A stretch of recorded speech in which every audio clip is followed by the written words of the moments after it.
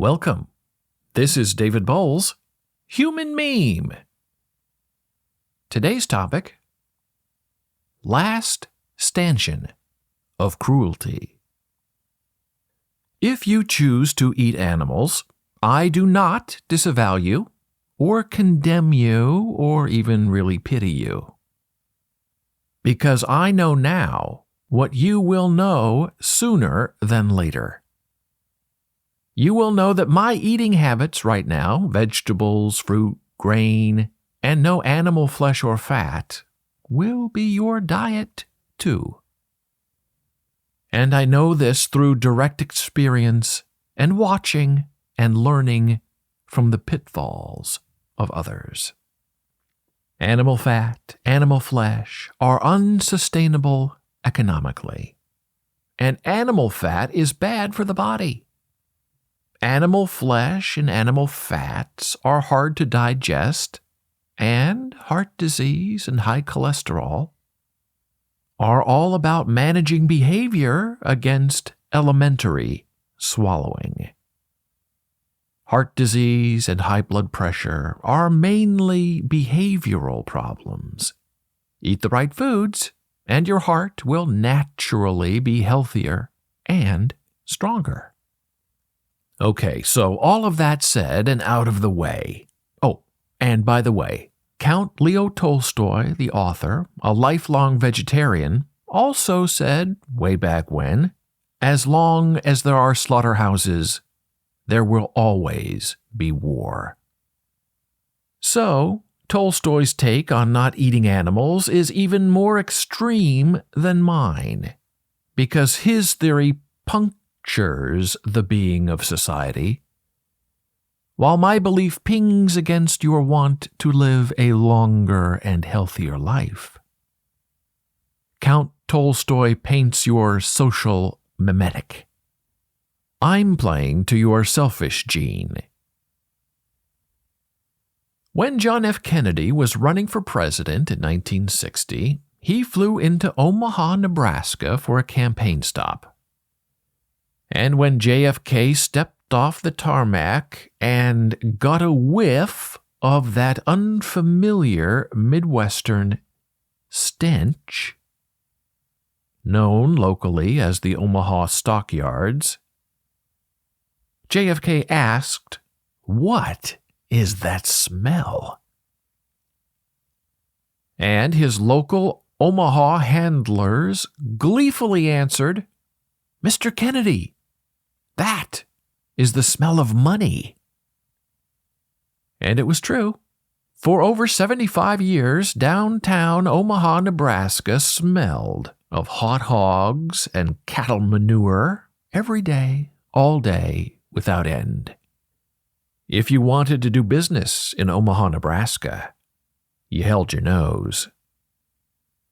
The Omaha Stockyards, founded in the 1800s, were, by 1955, the largest livestock market in the world, doing $25 million a day in business, the business of selling live animals to the slaughterhouse.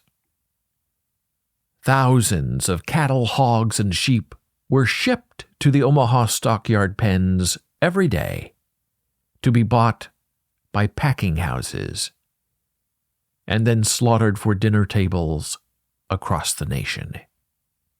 In 1945, 8 million head of livestock were processed. It was a 24-hour job with 400 yard hands available. 1 million bushels of grain per year were bought to feed the animals who came from 35 states and Canada. 300 acres of South Omaha were stockyards. The smell of death and manure and urine and decay and blood permeated the entire city. And by 1999, as time and technology and eating habits changed, the Omaha Stockyards closed, ending 4 generations of business done in the dollar of a pound of flesh and a bucket of guts. Now, some will argue that eating animals is still the American way, and it was especially so during the taming of the Wild West, where the land alone could not sustain a nomadic lifestyle. While others may argue we can only regain our sense of being and humanity when we value the dominion of animals over the eating of animals. And no matter which side of the dinner plate you land, the question of cruelty for profit is something that affects each of us. I remember when I was a child and we were celebrating a distant family member's birthday on their Nebraska pig farm. And yes, the family, our family, raised and slaughtered hogs, but pigs, a pig farm, sounded friendlier to the city slicker ear.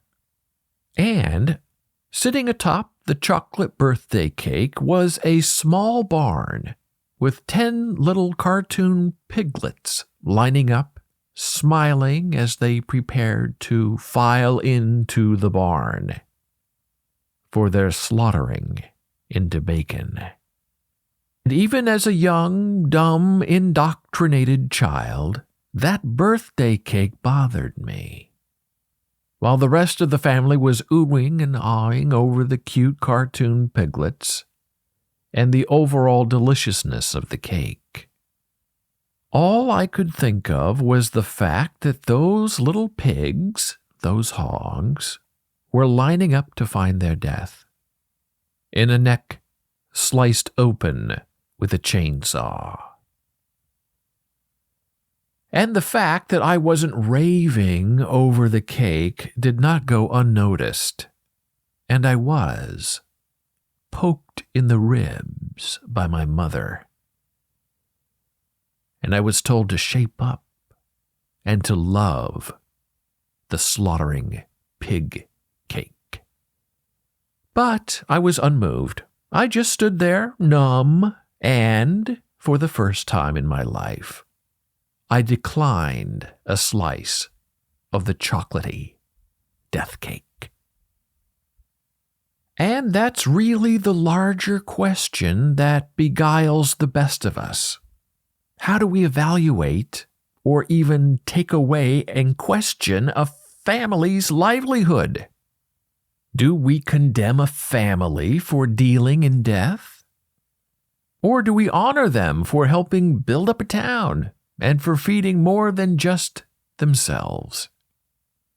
Some families kill to live. Some families slaughter living things to feed other people. Now stick with me here as I ask you if the funeral director, or the palliative care provider, or the thug on the street, are they any less culpable in the Grim Reaper sense than the ranch hand or the cattle farmer? Is killing a hog a worse crime against ingenuity and genius than running a cattery? After all, we know pigs are much smarter than cats or dogs. And so who lives as a pet, and who must die by a slaughterhouse hand, is always the question of the day. Because intelligence isn't the high bar for living or dying, so who lives and who dies must be something else. Is it taste? Tastelessness? Tastiness? Cuteness? What about cultural bias against what is known and what is never done? Do we always want money to triumph over living? If so, then what hope is there for ever doing the right thing against a bank account? Do we want to raise animals only to slaughter them in the end? Is that the best we can do? Do we sustain life only to kill it in the end for a bottom line profit.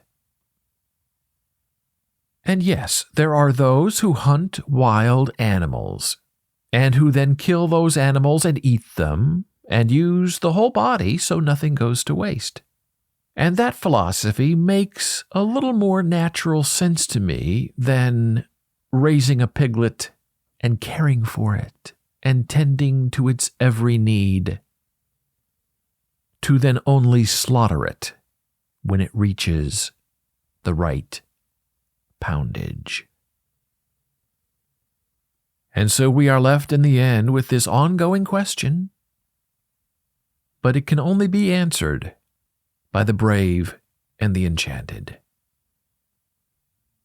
Are we willing to challenge what is and to disconnect from what we think we know, in order to help us evolve into a people who do not need a stockyard weight or a slaughterhouse rule to keep the mind and the nation alive and streaming, immoral and unbridled, into the next century of living without killing? Thank you for listening. Be a human meme.